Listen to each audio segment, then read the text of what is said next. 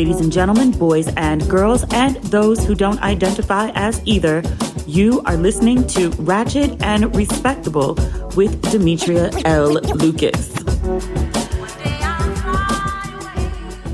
Okay, so last week when we spoke on Monday, I was in a place called Sao Tome.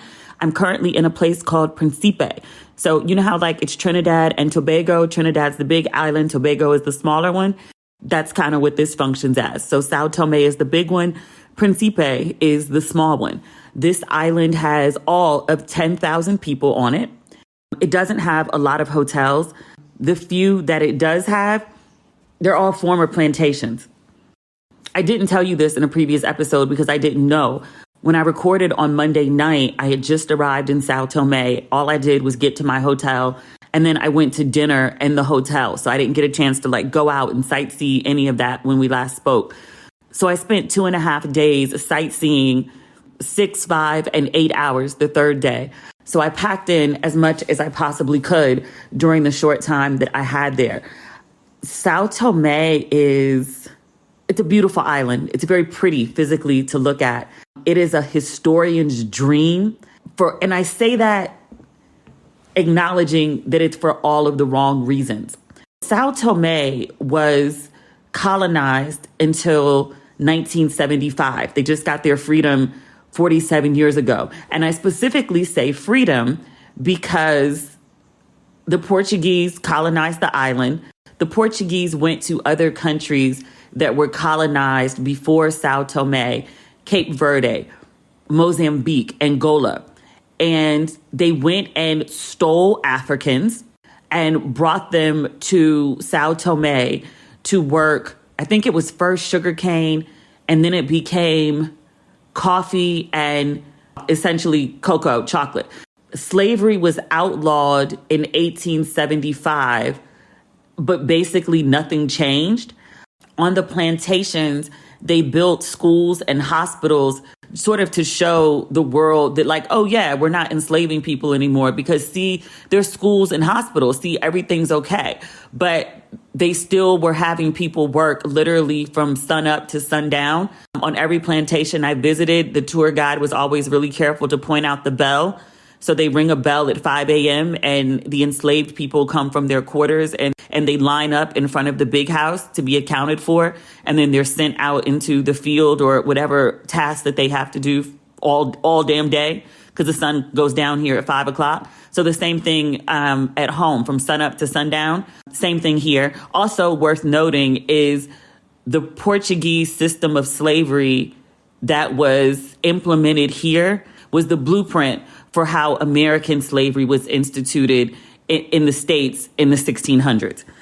If you've been following me for a few years, you know that I used to go on these plantation tours, especially after Essence Music Festival. I would drive an hour away to Edgar, Louisiana, and they have somewhere between, I'd say 15 and 20 plantation houses that are still standing. There is a conservation society that made sure to keep the big house intact. Sometimes you'll find slave quarters intact, but rarely will you find like the kitchens or all the machinery that was used for sugarcane or the cotton gin or things like that. You usually won't find the actual machines like still on the property. You find some artifacts, but the buildings are gone. The machinery is gone. Here, everything's still intact. So that's why I say like coming here is kind of like a historian's dream because you can literally see the history. It hasn't been cleaned up and sanitized and probably won't be because it's the Black run nation. So I went to a ton of plantations when I was in Sao Tome. Rosas is what they're called here. Most of the big houses, the structures were made well. So they're still standing. A lot of them have become government buildings. They're a little run down on the outside, but the inside has been renovated. The other structures, like I just mentioned, like they built hospitals on the Rosas. Most of those hospitals were built somewhere around like 1920. I went to one plantation. We went to see the hospital. The bones of the structure were still there. The buildings are made out of cement. The roof might cave in, but the actual bones of the building, the walls and such are usually in pretty good shape. They are buildings that in America, we would see them and call them abandoned buildings. Here, people live in them. One of them that I went to didn't have electricity or water. Oh, and the other thing too is like none of these are official tourist attractions per se. So there's no regulation around them. So I was with my guide and like we walked up to the building and I was taking pictures of it. And he was like, oh, do you want to go inside? And I was like, I'm sorry, excuse me. Like, can we go in here? Like, is it safe? And he was like, who's stopping us? So we went in the building. But there are people living in abandoned buildings. I want to be very mindful about how I speak about this because as a general rule, and I've written about this before, I was like, I don't do poverty porn. I don't go places looking for poverty. And I've said this before too. I lived in downtown LA for 3 years before I moved to Ghana. There are open tent cities in Beverly Hills. I lived at 11th and South Flower downtown. That's walking distance to Skid Row. I lived in a fancy luxury apartment building, but there were plenty of times that I came out of my luxury high-rise building and there was someone just sleeping on the ground outside my building. Someone taking a shit and leaving human feces on the sidewalk outside of my building. You could not walk outside in downtown LA for more than a city block and not see someone who didn't have a home or someone who was sleeping in a car. So I want to put what I'm saying in perspective. It's not that I've come here and I've never seen poverty before because I come from a privileged place where poverty doesn't exist. It's important for me to say that. So I'm not, again, pretending that I've never seen poverty until I came to Africa. Poverty is poverty. I want to say that. But I also need to say this. Slavery ended here. There's de jure and de facto. Legally, it ended in 1875. It was practiced until 1975 when Sao Tome and Principe, same thing, 2 islands, same government, when they become independent from Portugal. Up until that time, the Portuguese government had been running all these plantations. The country gets independence from Portugal. Most of the Portuguese pack up their shit and go. A new government with local leaders takes over and they don't know how to maintain the coffee production or the cocoa production. All of these plantations that people were working on fall into ruin. This is 47 years ago. So fast forward to now, people are still trying to figure out what to do essentially post-slavery. Think of where Black folks were in America in, say, I don't know, 1900. Especially in the South. You're still in sharecropping, essentially. So where technically you're not enslaved, but you're doing all the same things that you did as an enslaved person and accumulating debt on top of that.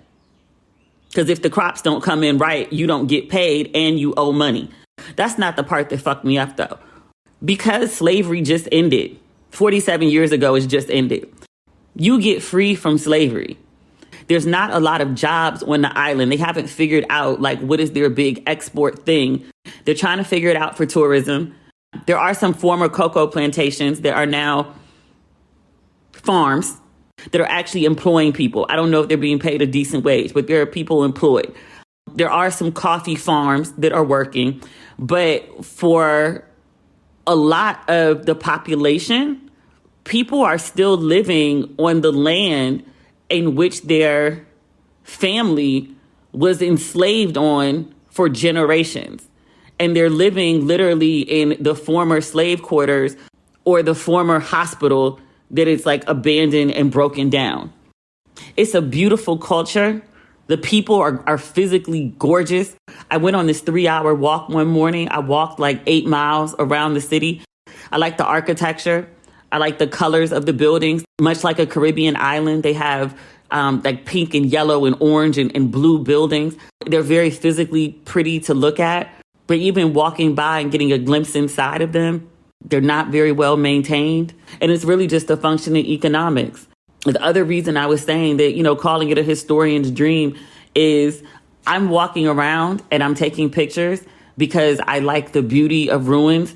I also appreciate that something was built in, I don't know, the early 1900s or even the 1700s in some cases, and the buildings still stand.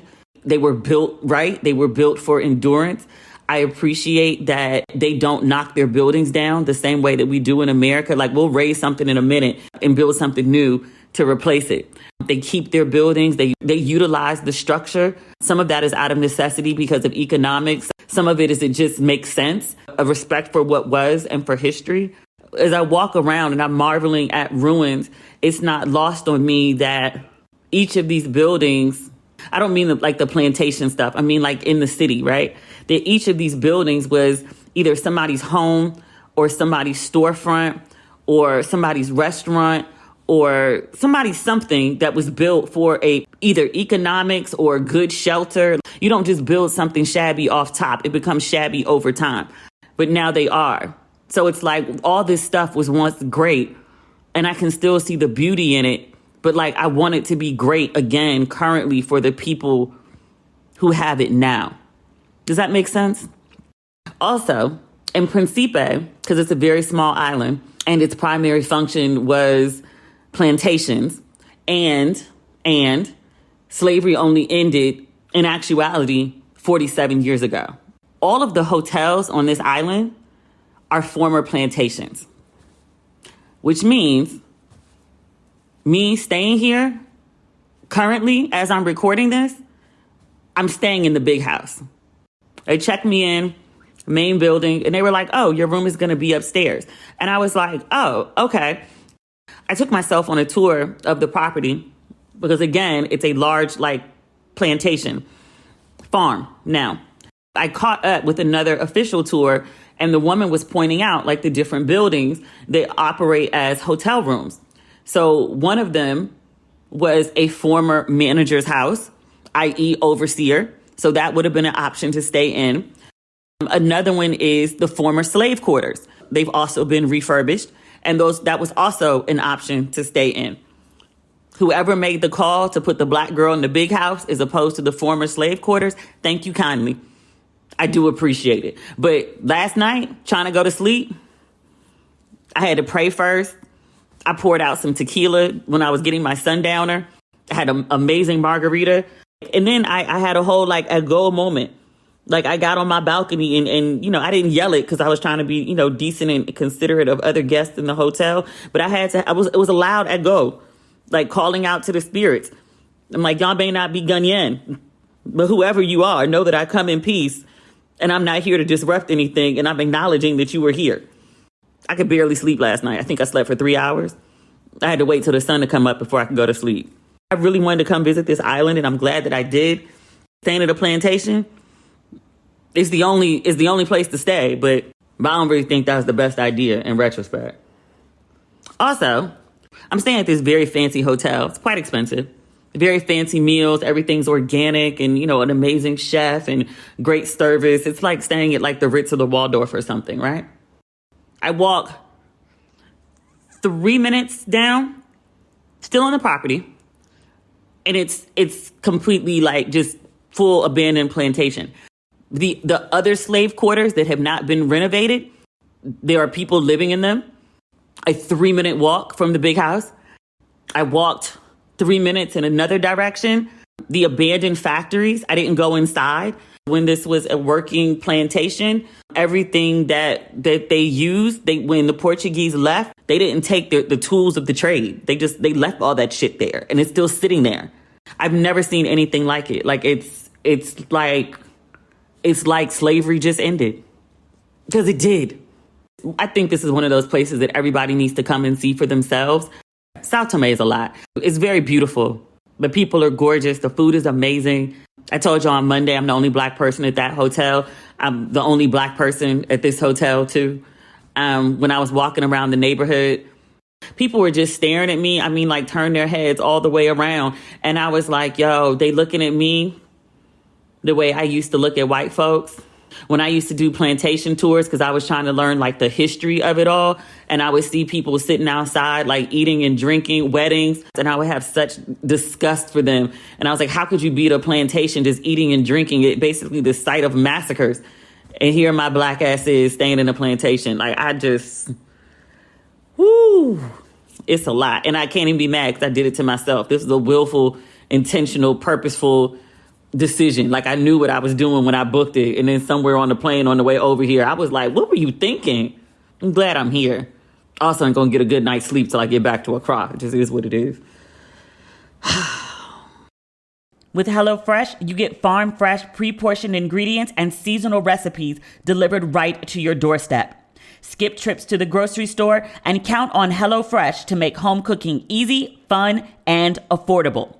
With HelloFresh, ingredients travel from the farm to your doorstep in less than 7 days, so you know they're fresh. Plus, pre-portioned ingredients make cooking a snap and cut down on food waste. Have a packed fall calendar? HelloFresh's quick and easy meals, like their 20-minute recipes or low prep and easy cleanup options, mean you'll spend less time in the kitchen and more time with loved ones. And what I love most about HelloFresh is they're now offering vegan recipes on the menu every week. Enjoy meals like sweet chili tofu bowls or spicy coconut curry stir fry. I love HelloFresh because it saves me trips to the grocery store and I spend less time in the kitchen. Go to HelloFresh.com/Ratchet65 and use code Ratchet65 for 65% off plus free shipping. That's HelloFresh.com/Ratchet65 for 65% off plus free shipping. HelloFresh, America's #1 meal kit. In other news, America, are y'all all right? I don't think y'all are okay. I'm worried. The Americans that are over here, the expats, we are deeply concerned about home. Home, via the news trickling out, I'm genuinely worried. We haven't been keeping format for the last couple episodes. Why start now? No, let's actually do some good Black news. We just talked about a bunch of depressing things with Sao Tome. Let's talk about some actually good Black news. Can we talk about Stacey Abrams? She has the digital cover of Essence this month. I haven't had a chance to read the article yet, but congratulations to her. I think she's long overdue for her magazine covers. Essence is not her first. I've seen her on other covers, but this is her first Essence cover. I intentionally say her first because I hope it's the first of many. I hope that she also gets a print edition cover when she wins her next run for, is she running for governor again? I want her to get the official printed cover of Essence because I want to put it on my coffee table. Thanks in advance. Also, congratulations to Michaela The Coel. She's on the cover of Vogue, American Vogue, no less. I read the article last night. Somebody sent it to me and they were like, I know how obsessed you are with Michaela The Coel. Yes, I am. Remember I told y'all there was an Usher brunch after Global Citizen and I went to it and I told you like Usher was there. Michaela The Coel was also there. Usher, I was fine going up to speaking to him. Michaela The Coel, I couldn't. It's a writer thing. I can walk up to any musician. I can walk up to any actors. Unless I grew up watching them on TV, I don't feel any kind of way about it. Like I walked up to, what's her name? Denai. What's Denai's last name? She's a sweetheart too. I feel so bad. Denai. For Black Panther, Denai. She was Michonne on The Walking Dead. I love that chick. I cannot remember her last name for anything in the world. Starts with a G. I walked up to her. We had a lovely conversation. The woman is in like $1 billion blockbusting film. Didn't think no ways about it. Walked up to her, said her name, asked if I was pronouncing it correctly. She said I was, and then we struck up a conversation. It was lovely. Michaela The Coel, I think I May Destroy You is one of the best scripted series I've ever watched. She wrote it, directed it, starred in it, and may or may not have produced it too. It won a bunch of awards, but just to take a personal trauma and turn it into something so beautifully written, wonderfully made, poignant, purposeful, necessary. This blows my mind. It's what I aspire to be as a writer, as a creator, as a storyteller, especially for TV. Couldn't speak to her, saw her, and I couldn't get the words out. She was just sitting right there. Usher was standing on one side and she was sitting at a table on another, and I couldn't. But she is currently on the cover of Vogue. They did the article on her while she was in Ghana. I don't know how I missed that she's Ghanaian. I knew she was British and I knew she was African by way of UK, but I don't know why I just never connected her to Ghana for some reason. I don't know where I thought she was from, but I didn't think Ghana. But lo and behold, both her parents are from Ghana. I think her mother still lives in the UK. Her dad and her grandmother live in Ghana, and she'd been here. Not this trip, but previously, she'd been here for a 6-month stint, getting to know the city. But a really great article, and I thought a really good presentation of Ghana. I'll tell you this, GMA is not the first TV show to reach out to me about talking about my life and experience in Ghana. I've turned down a couple other networks or productions, shows, because I didn't like the way they wanted to present Ghana. Even in the year of our Lord for 2002, people have a very narrow view, I think, of Africa in general, but in the case for me, they're specifically approaching me about Ghana. But they want to tell like this very, unoriginal narrative about what Ghana is. It's all slave castles and shopping at the market and the art center.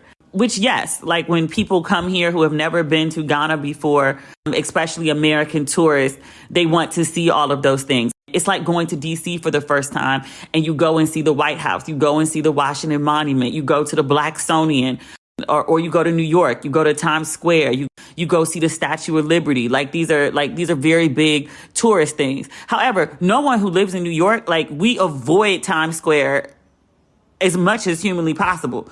And quite honestly, unless you live in Manhattan, you try to avoid Manhattan when you don't have to go to work. If you lived in Brooklyn, asking somebody to go to Manhattan or, God forbid, Harlem on the weekend, are you kidding me? I'm not crossing the bridge. But that's like the version of Ghana that everyone wants to tell. It's like they want to tell like the tourist attraction. And it's like, yeah, like if you're a tourist, sure, that makes sense. But then to live there and then be like, oh, yeah, like I go to Michaela Market and this is where I get my groceries. No, I go to the grocery store and that's where I get my groceries. The same way in America or in Europe, because Europe also has a bunch of grocery stores that are very small. But it's like they have like this weird narrative. So I turned down like some other opportunities because I was like, I'm not going to the art center. Like when I want to buy decor for my home, I go to Orca, which is a more upscale version of IKEA. Like, would you like to go to Orca with me? Because there's also like some vases and things that I need to get for my home. I'm not just buying, I don't know, African masks, which there's nothing wrong with. But it's like, I don't need a house full of masks. Like I have one. There's other ways to decorate your home, even in Africa. But Michaela had really interesting Ghana stories. She and the writer went rollerblading around Ghana, which I thought was amazing. And then she and the writer drove like an hour outside the city and went to a beach bar called Wakanda, which I still haven't been to yet. It's on my list of places to go. There was something else she did.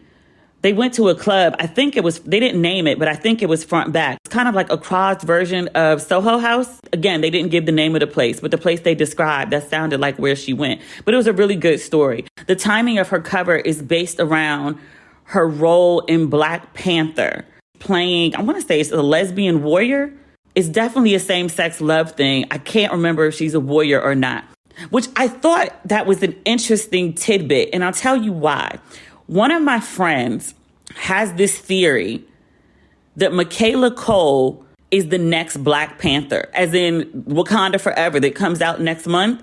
And here's what it's based on. He was like, you don't go hire a major A-list talent like Michaela Coel and just give her 2 seconds of screen time or a B C-list storyline. And he was like, Shuri is the Black Panther. Okay, sure. According to the comic books, if you remember Wakanda Forever, part of the holdup was COVID. The other part of the holdup was also Letitia Wright got injured on set. But the other issue is that she didn't want to get vaccinated. And they were like, hey, in order to shoot this film and protect the safety of everyone else, you can't be unvaccinated on set. And she was like, yeah, no, you can't force me to get vaccinated. Also, I think they were shooting in the States and you had to be vaccinated to get in. And she's from the UK. And she was like, nope, not doing it. Not loading my body up with unknown drugs just to shoot a movie. Y'all need to figure it out. I think she eventually did get vaccinated. But my friend pointed out, he was like, studio-wise, given the difficulty of the actress, making her the next Black Panther, because there is definitely one. Like Chadwick wasn't replaced per se, but there's definitely somebody as Black Panther in the trailer and it looks like a woman. His theory is the studio wouldn't bank on the actress given how many problems she was causing for the production. He is like 90% sure that Michaela Coel is the next Black Panther. It's an interesting theory, especially that they're giving a whole Vogue cover for a storyline that from the trailer looks like it's just B-list. That doesn't make sense. It's like, let me find out there's something to his crazy conspiracy theory. I thought he was crazy when he first said it. And then after I saw the Vogue cover, I was like, because that's literally the only entertainment anchor for the whole thing. Like, it talks about other projects that Michaela's worked on, but in terms of like next project, she's like, yeah, I got something in the works, but nothing that's like rock solid with a production, in production, like good and ready to go. The anchor is just Wakanda Forever. And I was like, all this for a split second role in a commercial? What does Vogue know that we don't know yet? The movie comes out, I think, like a month from now. I don't remember the exact date. I was like, my friend might be onto something. But congratulations to Michaela Coel on the cover of Vogue. She looks freaking amazing. I think she's like one of the most beautiful women in the world. That might be it for good Black news. Yeah, that's it. We got to talk about... what we got to talk about. Before we get to Kanye and Herschel Walker, we'll talk about Nia Long. I saw TMZ caught up with her in a parking lot. She was coming from the store with her son. I'm not sure how old the boy is. He's somewhere between, I'd say, like 11 and 13. Old enough to understand the crazy questions that the reporter was asking Nia Long. So she's coming out the store with her son in tow. The reporter is asking her, they were like, Nia, like, sorry to hear about, what happened with your child's father, with your fiance. Are you going to stay with him? I know y'all see that big boy right there. I know y'all see that child right there. I know y'all see that child of an age that is old enough to comprehend that you sitting in front of his face asking his mother if he's going to leave his father.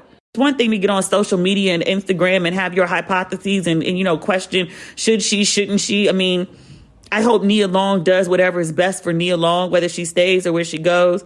There are no easy answers for a woman when her man start acting like a nigga. It's just nothing but hard choices, whether you stick it out with them or whether you pack your shit and go somewhere. It's just hard either way. I hope whatever hard that she chooses is what's best for her.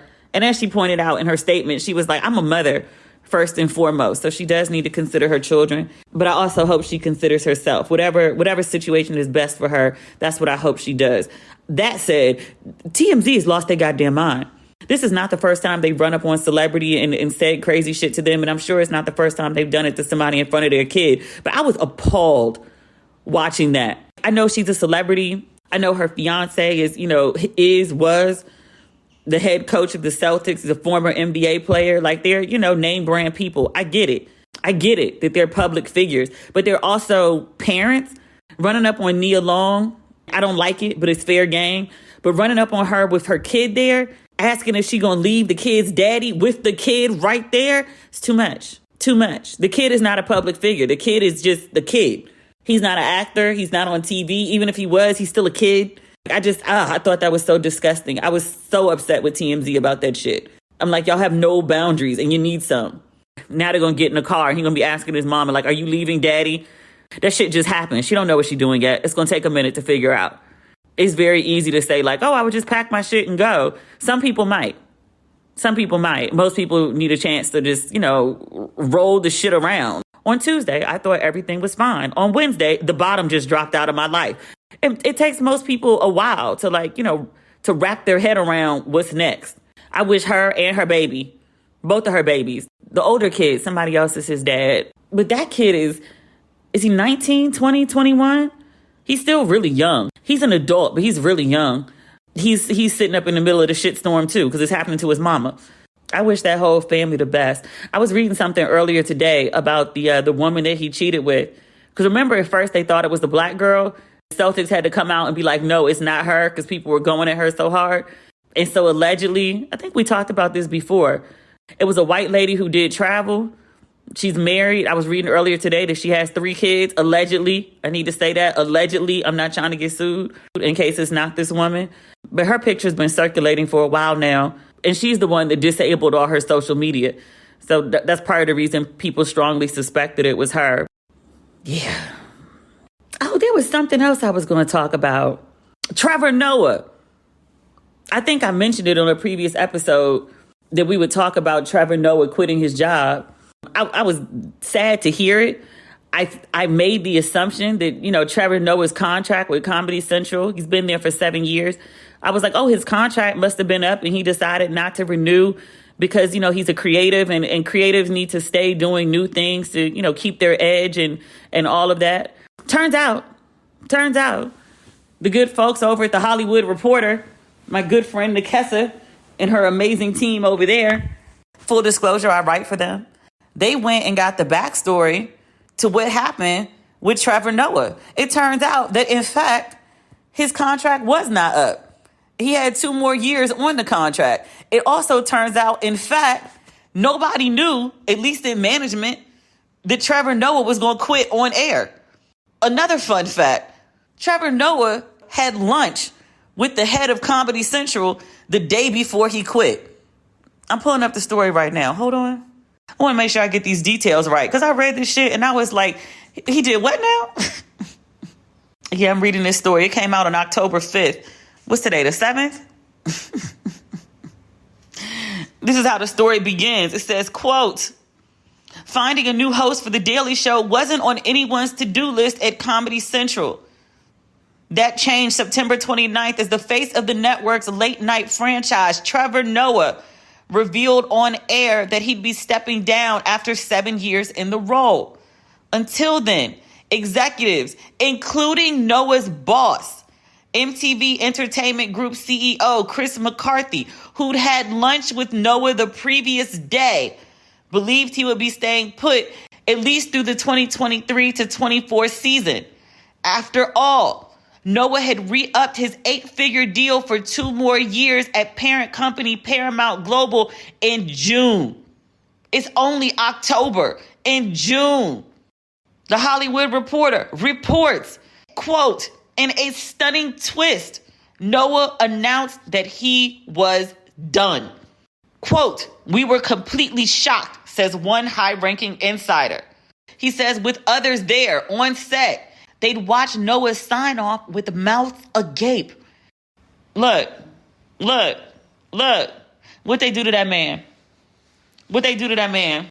Remember when John Boyega, you know how I feel about John Boyega. I love him. Remember, I want to say it was in the Hollywood Reporter too. There was this story about John Boyega was shooting a show for Netflix. Something happened on set. That story never came out. They said it was time for John to be on set. He didn't show up. They went to John's hotel room, knocked on the door. Nobody answered. They went to the front desk. They said, have you seen John Boyega? They said, oh, he left last night. He checked out. He got on the plane. He went home. What? They were trying to figure out what happened. They said, oh, Netflix has got to be pissed. You can't do that as the lead actor on a film that's in the middle of production. All this money has been spent. You just walked off set. John Boyega will never work again. Who does that? They went and talked to Netflix. Netflix said it wasn't a problem. They said, in fact, yes, that did happen, that John Boyega is no longer a part of the movie and production is done. And we look forward to working with Mr. Boyega again in the future. Not just what did y'all do to that man? What did y'all do to that man that he has proof of? And if he starts talking, y'all look crazy. Because black folk getting a check, a good check, we put over a whole lot of shit before we just walk off set. Something crazy happened to that man. And Netflix knows exactly what it is, knows he has proof, and they are like, you know what? We're just going to toe the line. We look forward to working with him again. Yeah, the production's done. Yeah, we spent a lot of money. It's cool. What happened to John Boyega? We still don't have that story. I was waiting for him to go live one day and tell the story. We might have to wait till he writes a book. We'll find out then, but I know it's some juicy shit. He just went back to his room, packed up his shit, didn't tell nobody, and left. He didn't say a word to nobody. Something happened. You know who else this happened to? Shonda Rhimes.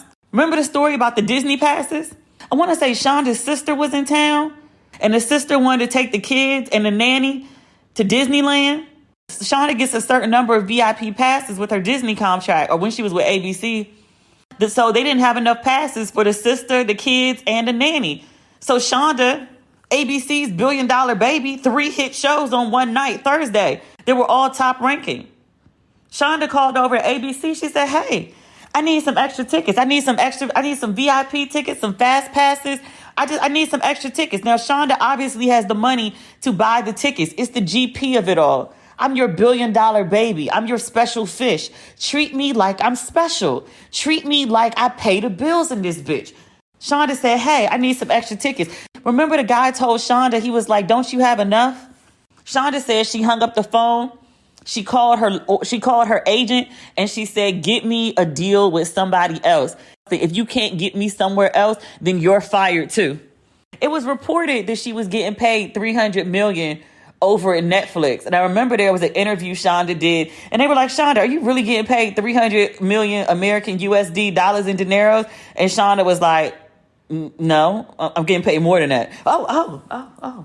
Talk your shit, Ms. Rhymes. Talk your shit. I say all that to say, what did this head of MTV Entertainment Group, this Chris McCarthy, what did he say to Trevor Noah at lunch? They had a lunch. Chris's version of events, he said, Trevor told me he wanted to do other stuff. He said, sure, we can make room for you to do that. We can have the correspondents host the show. Like, you're good. His version of events. Something else happened. You don't just have lunch with your big boss and then the next day you quit. Chris McCarthy said something to that man at that lunch. It'll come out eventually. Trevor will write another book and tell us about it. He apparently just taped the stand-up show. As soon as he's out of Comedy Central, I'm sure he'll incorporate what happened into his stand-up. I'm sure he will. Comedians love to tell their business. I'm just trying to figure out, like, what happened? Something happened. I'm gonna bet you it was something about don't we do enough for you? Because that shit, that'll make you quit the next day. Trevor Noah will be absolutely fine. I will follow him wherever he goes. The man could just make lives on YouTube. I'll tune in. What's the first thing you do when you wake up? Is it checking up on your credit score? Didn't think so. At Chime, that's exactly what they do. With their secured Chime Credit Builder Visa credit card, you can start to build credit with your own money. Chime reports your payments to credit bureaus to help you build credit over time. Their members see an increase of 30 points on average. All of this with no annual fees, large security deposits, or credit checks to apply. I love how easy Chime makes it to improve your credit. So start your credit journey with Chime.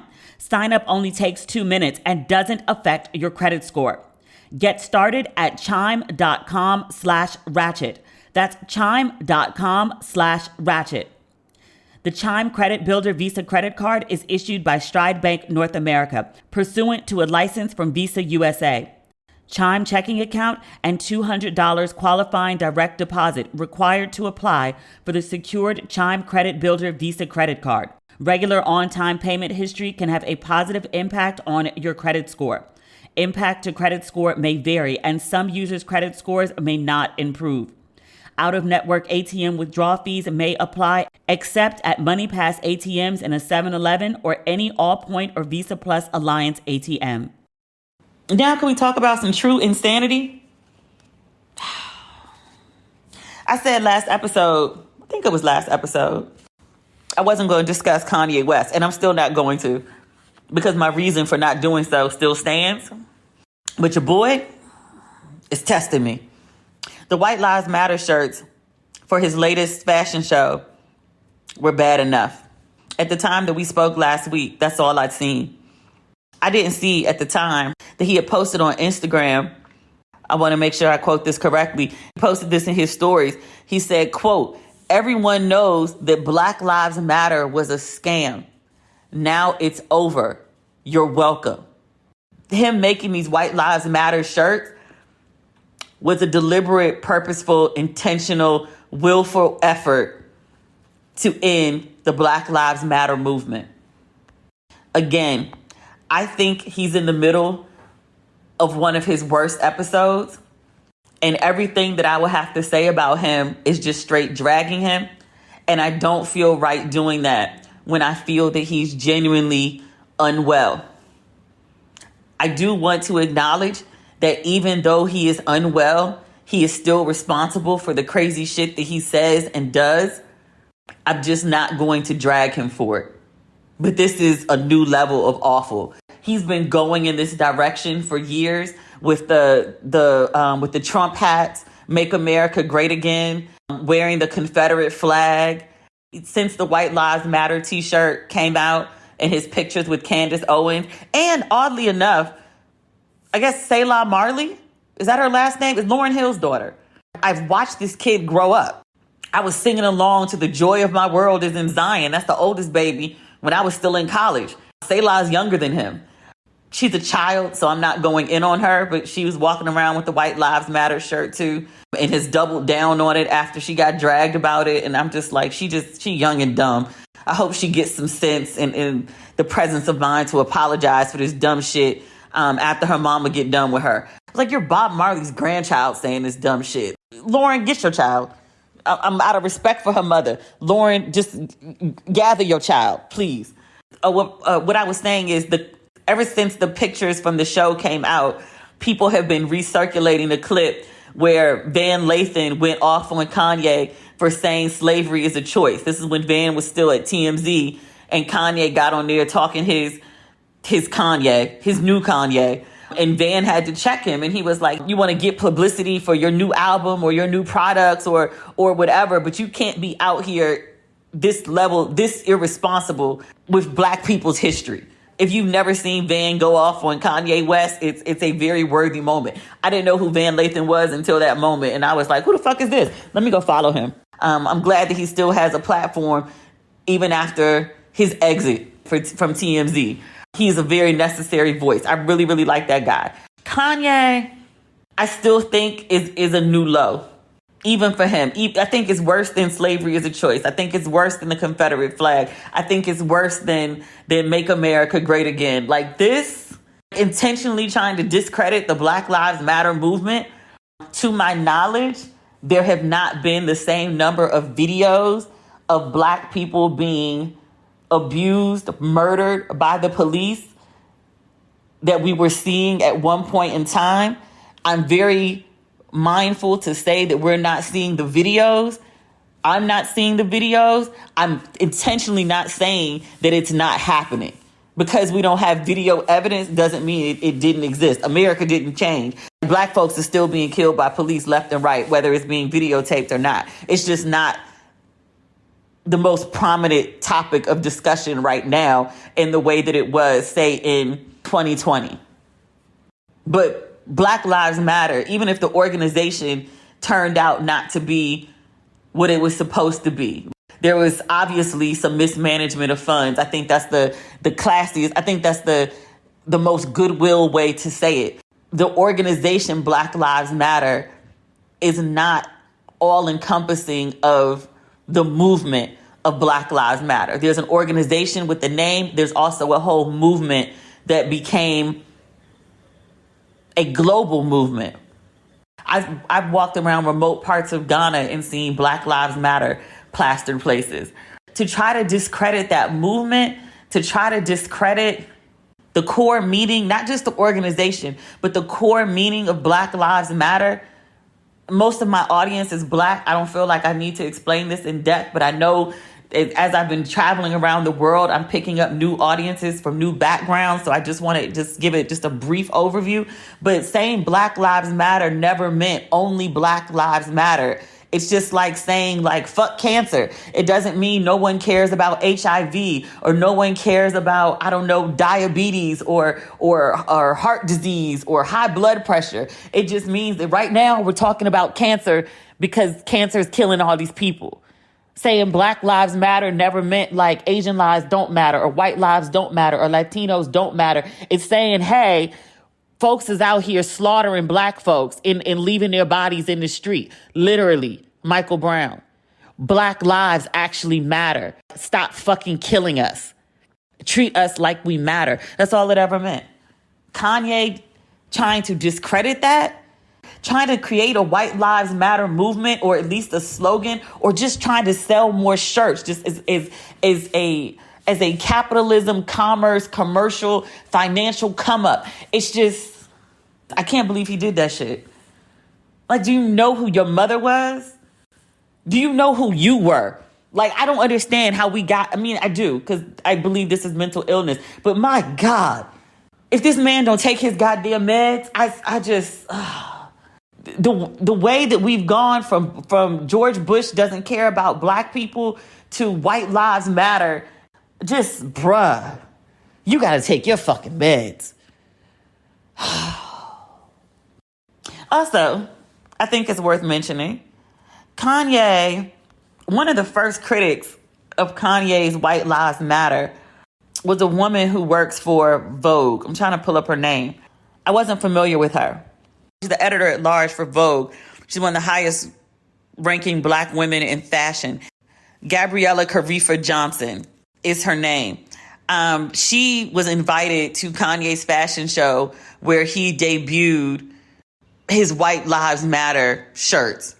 And she saw it. She was pissed about it. She said as much in her stories. She called the shirts, quote, incredibly irresponsible and a dangerous act. She said, the T-shirts this man conceived, produced, and shared with the world are pure violence. There is no excuse. There is no art here. She says, I do think if you ask Kanye, she posted this in her stories, if I didn't say that already. She said, I do think if you asked Kanye, he'd say there was art and revolution and all of the things in that T-shirt. There isn't. She says, as we all work through the trauma of this moment, especially of those who suffered in that room, let's have some grace for one another. Kanye got wind of her comments. He didn't like them. How many followers does Kanye have on Instagram right now? I think I blocked him. He has 17.9 million followers right now. He posted a picture of Gabriella in an outfit that he didn't like on his Instagram page, basically encouraging all of his followers because they're nutso, like the Beehive. What are Nicki Minaj's people called? I don't even remember their name. The Barbs, is that what they are?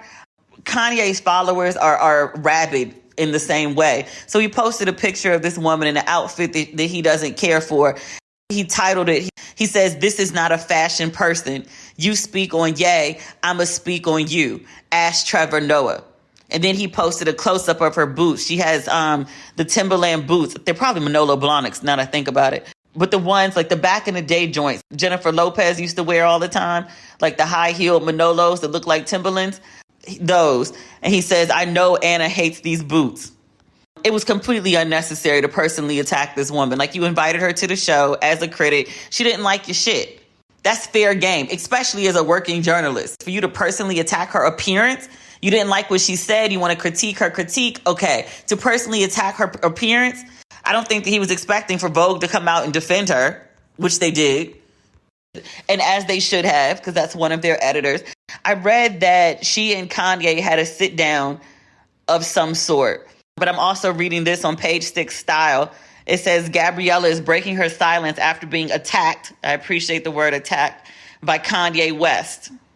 She says, quote, your girl has been through it. I'm exhausted, but I'm also so moved and grateful by the outpouring of love I received here and elsewhere over the last 24 hours. I feel so blessed to belong to a community that would show up for me like this. Gabriella, she's 30. She says, quote, one thing about me, I will always speak my mind and always try to honor my truth. My thoughts are my own. I stand by them. Thank you all for supporting me in that. She goes on to talk about the response to Kanye posting her. She says, quote, I fielded some serious volatility over the last couple days, but nothing has been quite as bad as what people have said about my body and the way that I look. The fat phobia jumped out. Yes, I am fat. No, I am not humiliated to show up as my authentic self in the world. She added that she has worked hard to feel confident in her body. Kanye. This is what Vogue said in her defense, and I'm going to read it because people had criticized Vogue for the lengthy amount of time that they took to actually defend her. They got called out by several people before they issued this statement. They said, quote, Vogue stands with Gabriella Carifa Johnson, our global fashion editor. I think I said she was an editor at large. She's a global fashion editor at large and longtime contributor. She was personally targeted and bullied. It is unacceptable. Vogue went on to talk about there was a private meeting with Kanye and she spoke her truth in a way that she felt best and on her terms. From what I'm reading here, Gabriella didn't go into the details of her conversation with Kanye. I think Kanye said everything was worked out. She did not say the same. Page 6 quotes him as saying they actually got along. it's notable that Gabriella did not say anything about the meeting. Yeah, he's on one. I also saw some interview he did with Tucker Carlson from Fox News. That Tucker Carlson, him. The bigot, him.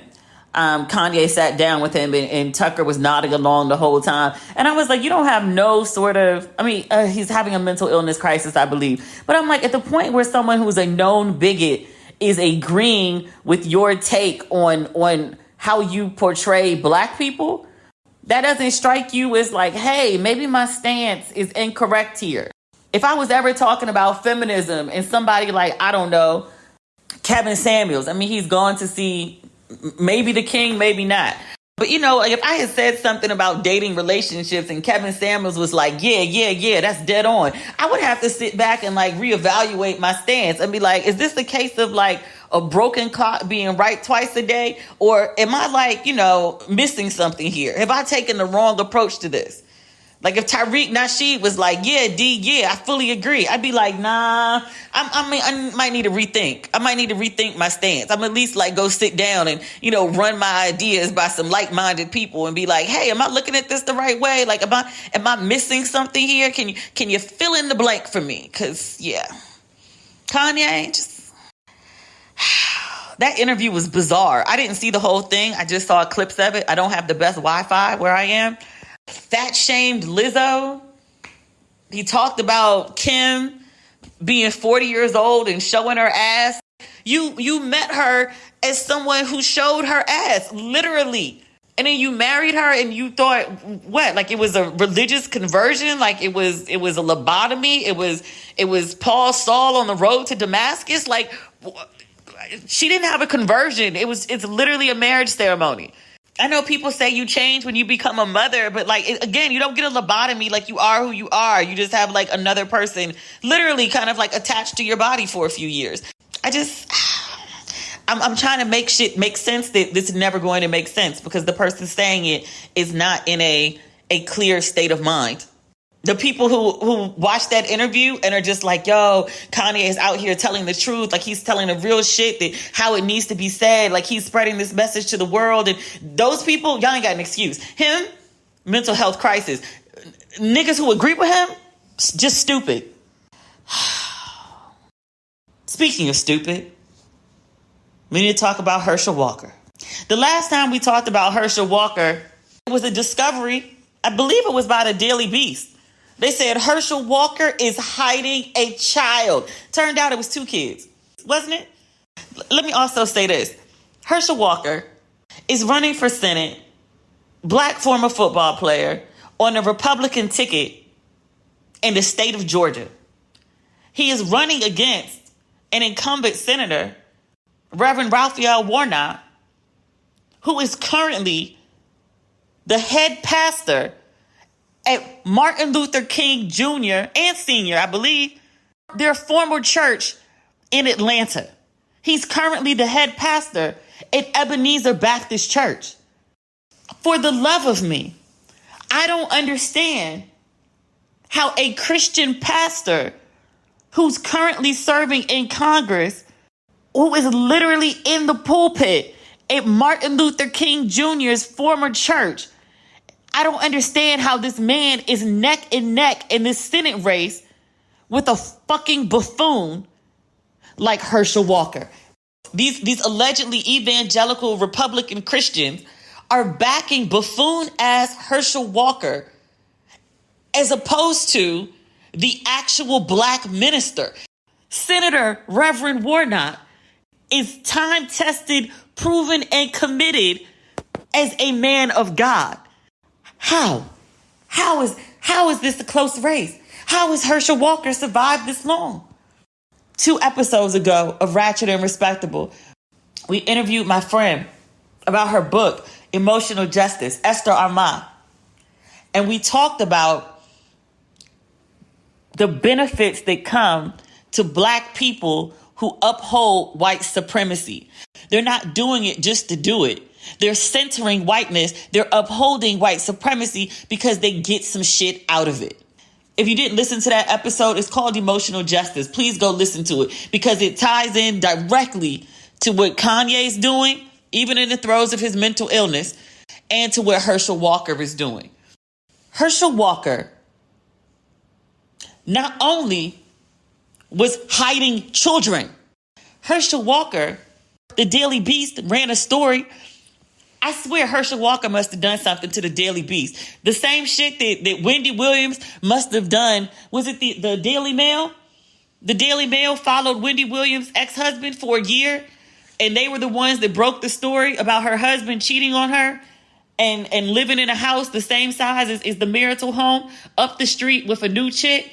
And they were driving around and matching luxury sports cars, and his name was on the mailbox.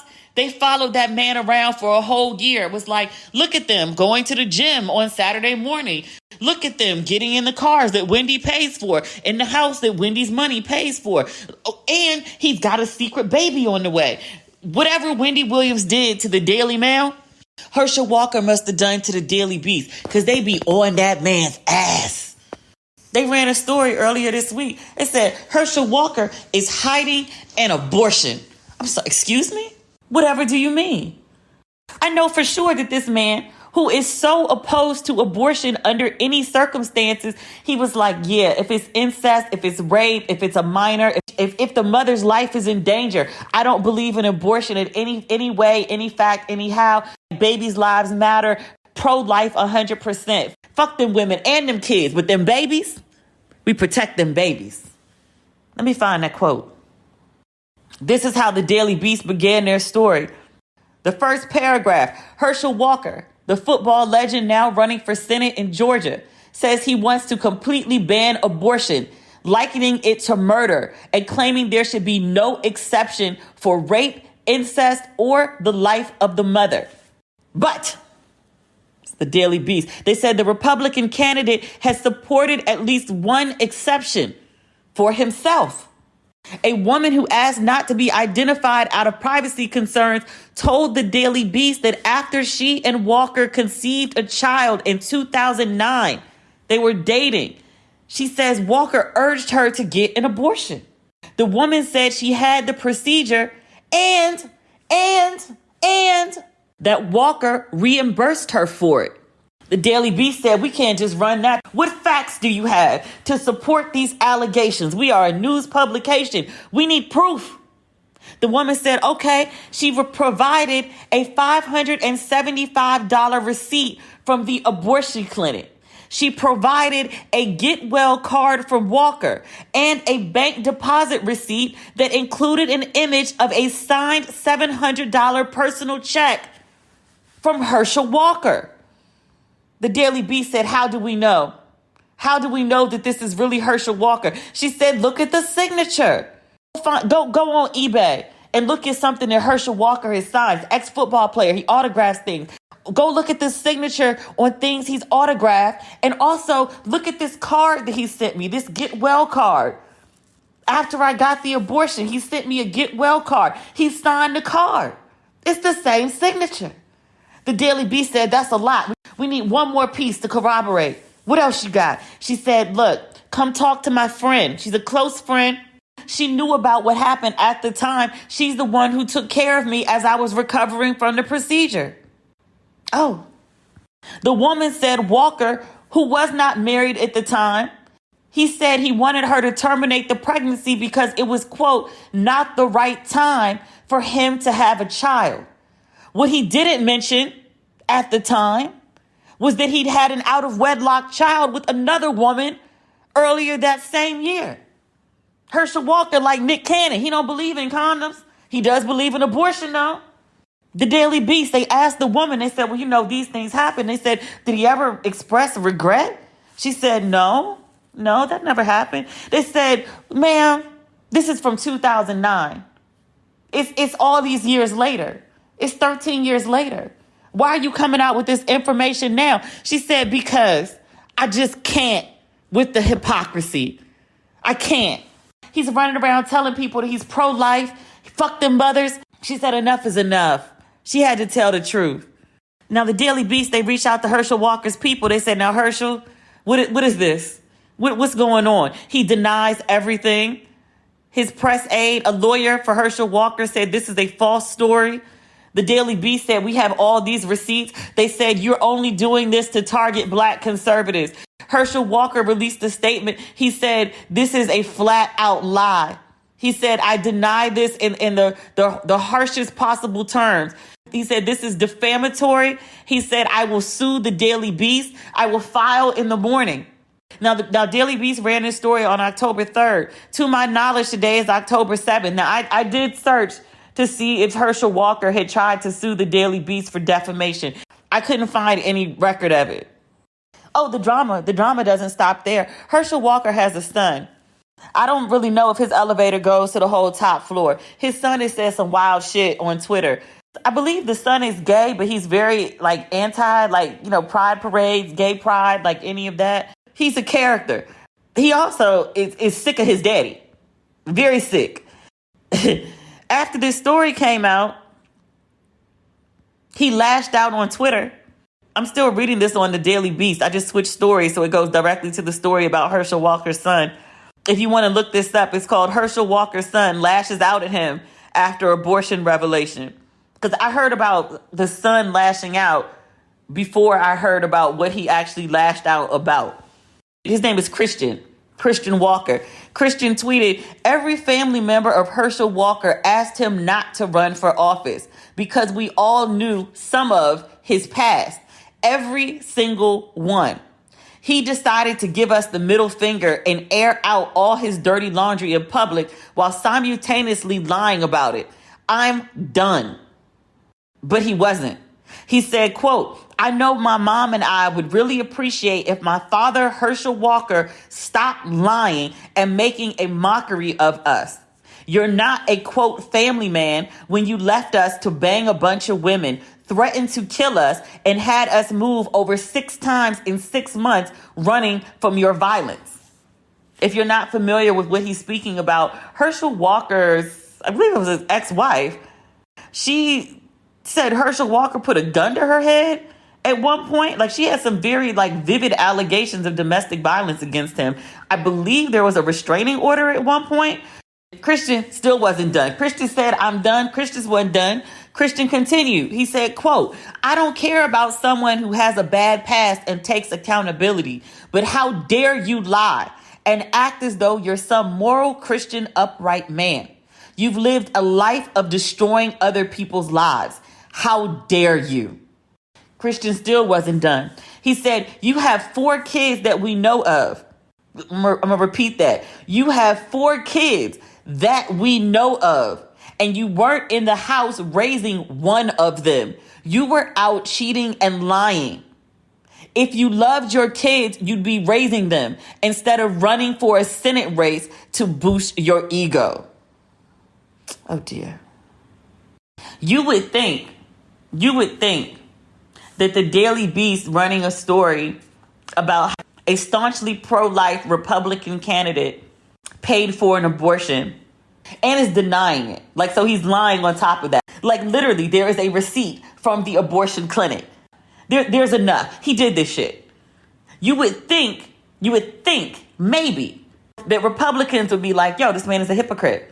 He's saying he's pro-life, but clearly he's pro-choice because he had his girlfriend have an abortion. What the fuck? You would think they would be outraged by this. If not by that, the hiding of a child, your own son, your biological son, getting on open Twitter and talking about domestic violence, abuse, being an absentee dad, a shit father. You're the party of family values, so you say.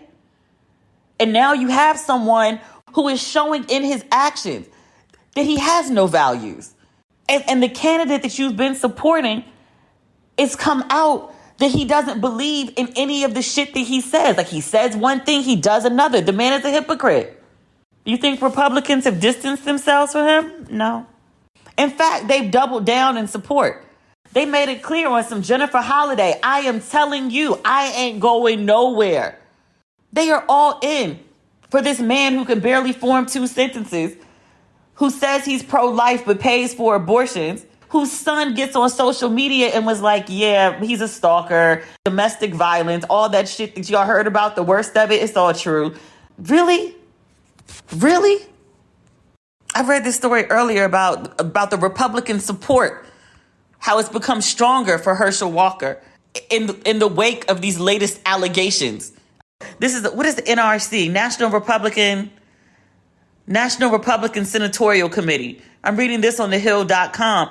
This guy, Chris Hartline, he's the spokesman for them. He says Democrats are losing in Georgia and are on the verge of losing the majority in the Senate. So they and their media allies are doing what they always do: attack Republicans with innuendo and lies. Innuendo and lies. Is it lies when there's receipts? Is it innuendo when the shit actually happened? The Republican stance on this is like, you know what? Yes, there are receipts. Yes, his own son is calling his ass out. We don't care. Yeah, we saw the receipts. Yeah, we saw his son said that shit. It didn't happen. It's like, what's that girl, Kelly, the one who liked the Crypt Keeper? She was like, alternative facts. There are facts and there are alternative facts. No. He paid for a fucking abortion. His son said he ain't shit. Really? The man's own son won't support him, but you will? Here's the truth about Herschel Walker. And it's not even just me saying it. Like, literally, there's a story on CNN about this shit, too. Republicans need Herschel Walker to win in order to have the majority in the Senate. That's all it boils down to. That's the only reason Herschel Walker has made it this far. There's a quote that I'm looking for, and I can't find it. It was a conservative talk show host.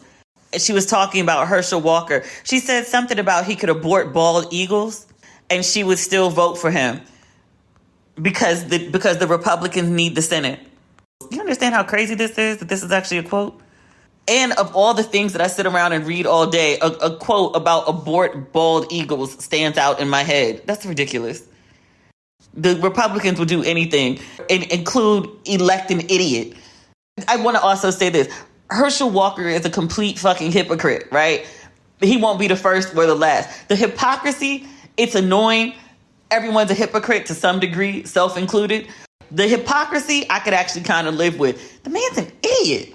The man's a fucking idiot. America, I'm worried. This election coming up in November, I mean, we got this October surprise that no one seems to care about. Like, the Republicans are just denying that the whole thing exists. They're just like, oh, they're just attacking us. Like, this didn't happen. It happened. Y'all are really going to try to elect this idiot into the Senate. Yeah, that's what y'all going to do? Put an idiot in the Senate just to control it. America, don't let me down. Even if I was home, I couldn't vote in the Georgia election. My current residency was Maryland. Even if I was home, there's nothing I could do. Georgia. I'm not even speaking to Americans. Georgia. Y'all pulled this out before. Y'all got Senator Warnock in the Senate. Y'all can do this again. The power of Stacey Abrams and others, because she does not work alone. The power of Stacey Abrams is with you. It is in you. You can do this. If you live in Georgia, do not fuck around and not vote. Specifically for Senator Warnock. You cannot vote for Herschel Walker, and you also cannot afford to sit this one out. It's not just the state of Georgia that depends on you. It's the whole fucking country. Georgia, we need you. Don't let us down. Us, all of us. Georgians, Americans, at home and abroad. Don't fuck this up, Georgia. All right. That's the podcast for this week. I know it's late. I'm traveling. Y'all know how this goes. I always get it in. Sometimes the audio is off. I do my best. I told y'all last episode there was a strict weight limit on this tiny ass plane that flew me over to Principe. There were only 18 people on the whole plane. It was a smooth ride. It was a steady ride. And I say this with no joking matter. I'm dead serious. After Aaliyah, I don't play with weight limits on these tiny ass planes. They told me I couldn't bring more than 15 kilograms? It's like 30 pounds. That's 30 pounds for my carry-on and my book bag. They weighed both. I couldn't bring my recording equipment. It's an extra 4 pounds. It wouldn't have made it. I'm traveling with the carry-on, which I never do because of this little ass plane. Work with me on the sound for the next couple days. I'll be back to my microphone. I don't think for Tuesday's episode, but definitely for Friday. So that's that. Have an excellent weekend. I'm going to edit this and get a margarita. I don't think that's everything. There's something else that I'm missing that's crazy as fuck that I'm totally forgetting. All them rap girls arguing, Cardi, JT, Nicki, I don't care. I'll never discuss that shit. There's something else that's standing out, though, that I'm overlooking. Whatever it is, I'll get to it on my